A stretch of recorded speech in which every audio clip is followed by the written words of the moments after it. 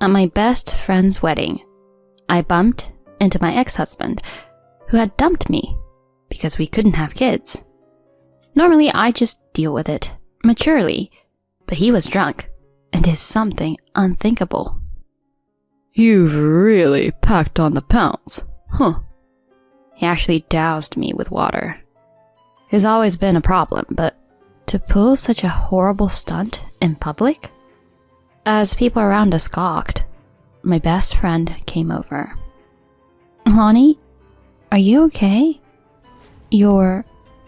My ex was stunned by her words. I'm Tiana, a 32-year-old married nurse. My job is demanding, but rewarding when patients thank me. Although I'm married now, I was previously married once, which makes me a divorcee.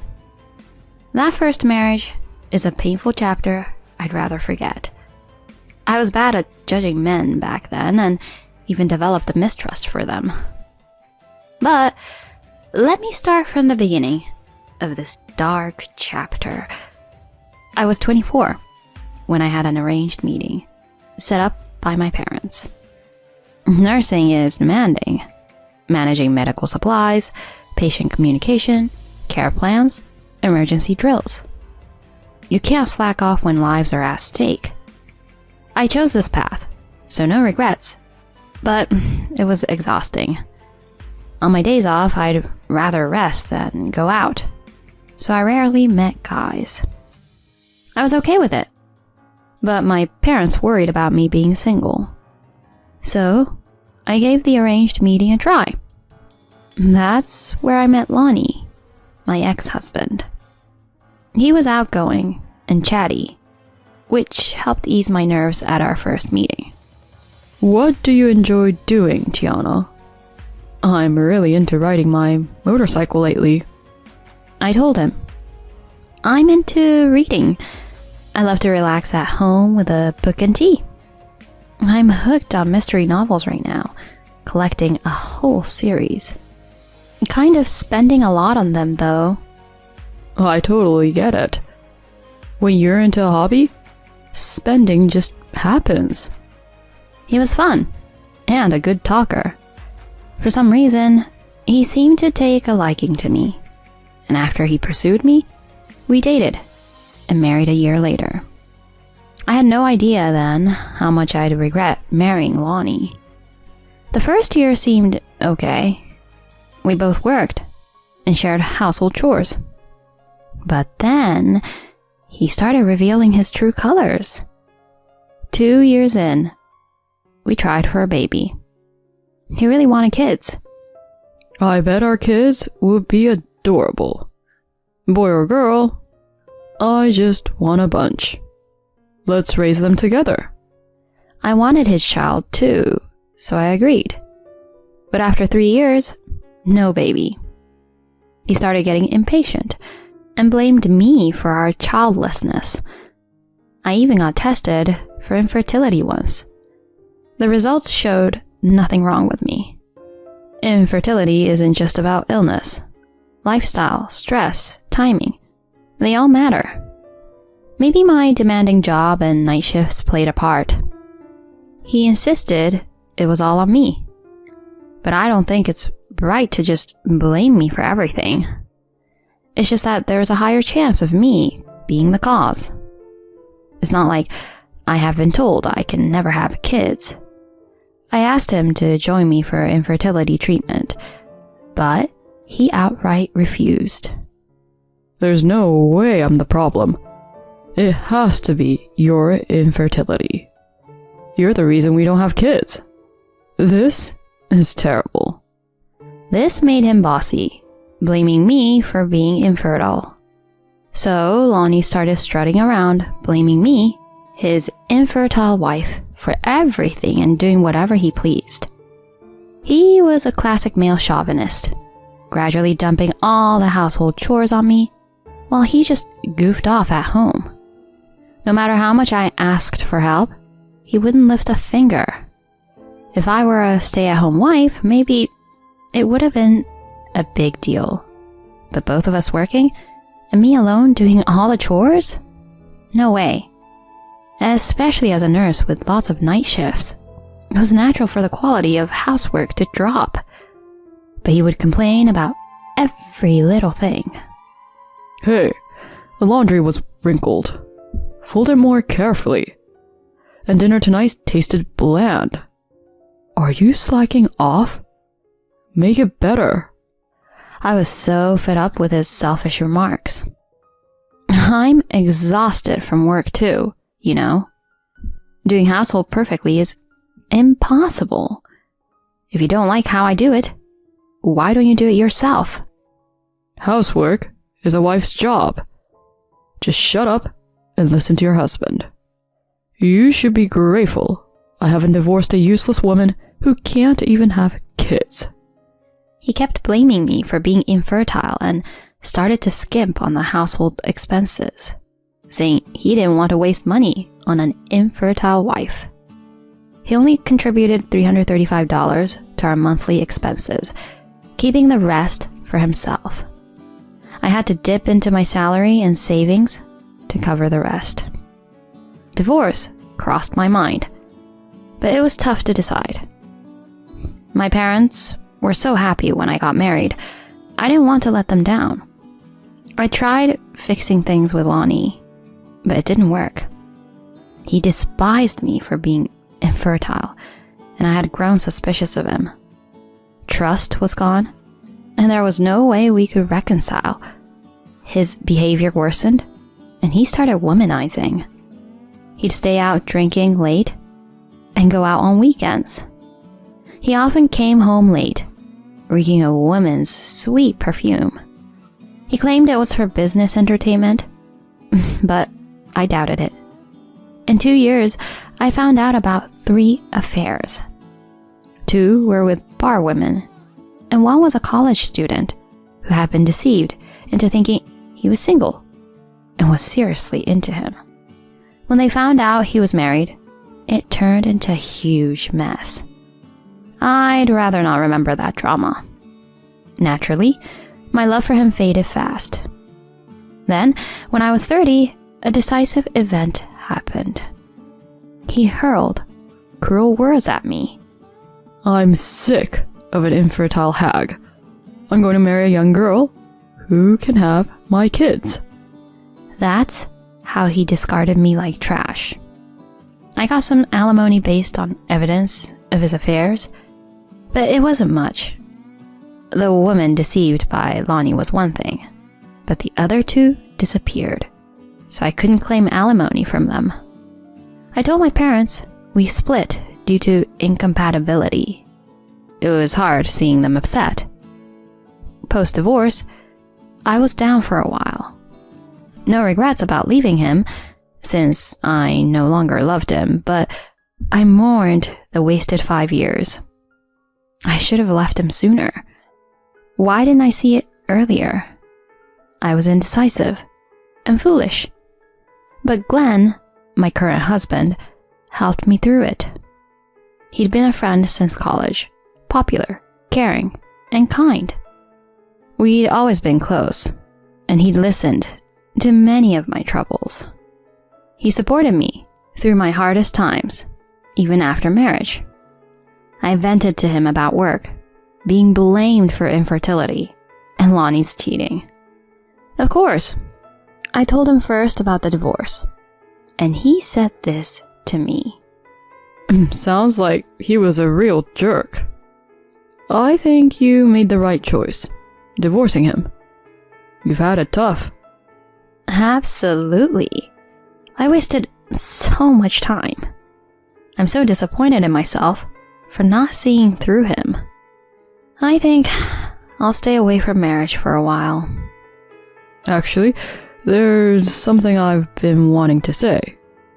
Would you consider dating me with the intention of getting married? I was shocked by his shy confession. According to him, he'd had feelings for me since college.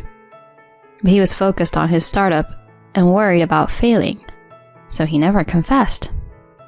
By the time I got married, he thought he should give up, but he couldn't.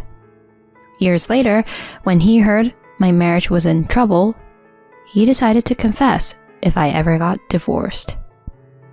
I initially turned down his confession since I'd just divorced, but he patiently and persistently showed his feelings. Gradually, I was drawn to his kindness and eventually accepted Glenn. I had told him up front that I might be infertile, but he wasn't bothered at all. I'm not marrying you just to have kids. Let's give it a try. And if it doesn't work out, we'll just live our lives as a couple. His words cleared the fog in my heart. Even after getting married, he treated me well, and we were living happily. So I never expected to encounter my ex-husband, Lonnie, again. One day, I received a wedding invitation from Stacy, a friend from college. Glenn was invited too, so we attended as a couple. I wore a light blue dress that he helped me pick out for the occasion. The wedding was in November, and though it was cold outside, the room was nicely warmed. There, I was shocked to see Lonnie sitting among the guests on the groom's side. Apparently, he was a coworker of the groom. I was in high spirits for my friend's wedding, but seeing Lonnie was a downer. Time had passed since our divorce, so I was so over him. I tried to act mature and not let him bother me. The reception went smoothly, and it was almost time for the cake cutting. Glenn went to the bathroom, and I was enjoying the delicious food when suddenly a familiar voice from behind shattered the moment. You've really packed on the pounds, huh? Isn't it hot for a fatty like you to be in here with all this heating? Let me cool you down. Before I could grasp the meaning of his words, he had doused me with water.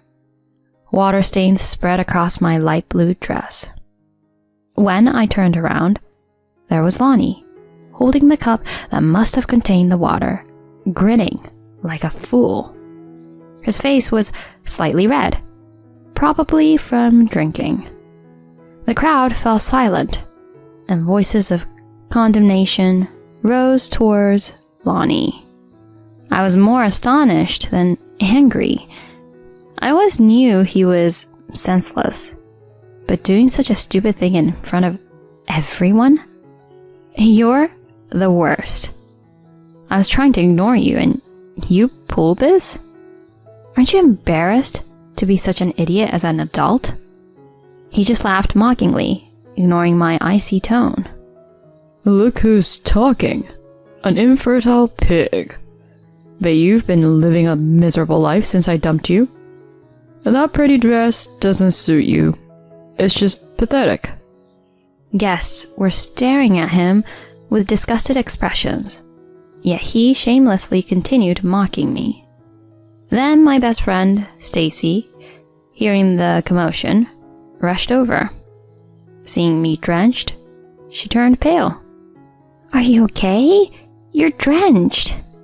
I'll get you a towel and some clothes to change into. Just wait. Don't worry about it. It'll air dry. No, waiting for it to air dry will just make you cold. Being cold is the last thing pregnant women need, you know? Lonnie, hearing this, let out a dumbfounded, huh? He had been mocking me for being infertile, but now, hearing I was pregnant, his reaction was expected. I smiled at the stunned Lonnie. I didn't gain weight. I'm pregnant. Just so you know, I got pregnant soon after remarrying my current husband. Turns out the infertility issue was yours. His face turned ashen at my words, but his misfortune didn't end there. My husband Glenn, returning from the restroom, rushed to me, glaring at Lonnie and shouted, What did you do to my wife?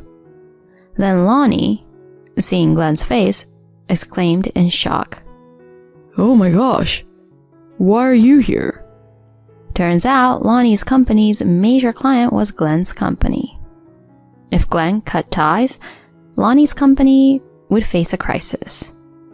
Knowing that Glenn was my husband, Lonnie turned pale. Then Lonnie's boss and even the company president came rushing over to apologize to me. I'm terribly sorry for our employee's inexcusable behavior. Meanwhile, my husband angrily declared the deal was off. Hearing this, Lonnie started to desperately apologize. I'm so sorry. Please, not the deal. Glenn responded to his apology. You're apologizing to the wrong person. Then Lonnie, realizing his mistake, turned to me and apologized. I'm extremely sorry for what happened. Please, forgive me. I looked at him with cold eyes. Seeing him in this pathetic state didn't give me any satisfaction. Just having him in my sight was unpleasant. To avoid further annoyance, I decided to leave. Your apology is unnecessary. You're just sorry to save face, right? I have no intention of forgiving you. Please, don't say that. I'll do whatever I can to make it up to you. Enough. Your apologies are worthless to me. How pathetic for an adult to act so childishly. Just seeing your face makes me feel awful. Don't come near me ever again. Ignoring his repeated apologies, I left the venue with Glenn. I felt bad for Stacy, but I couldn't stand to stay there. Later, I called to apologize, but she wasn't angry and actually apologized for my discomfort. A few days later, Glenn told me what happened to Lonnie. After discussion, it was decided that his company wasn't at fault, so the business deal continued. Instead, he was transferred to a regional branch, a place where problematic or incompetent employees were sent. Being sent there, known as exile in the company, meant no chance for advancement. As for me, as long as Lonnie stayed out of my sight, it was fine. My pregnancy was going well, with only a month left until the baby's birth. Glenn always spoke to my belly, excited for our child's arrival. Being loved by my husband and blessed with a child, I felt truly happy. I wanted to cherish this life moving forward.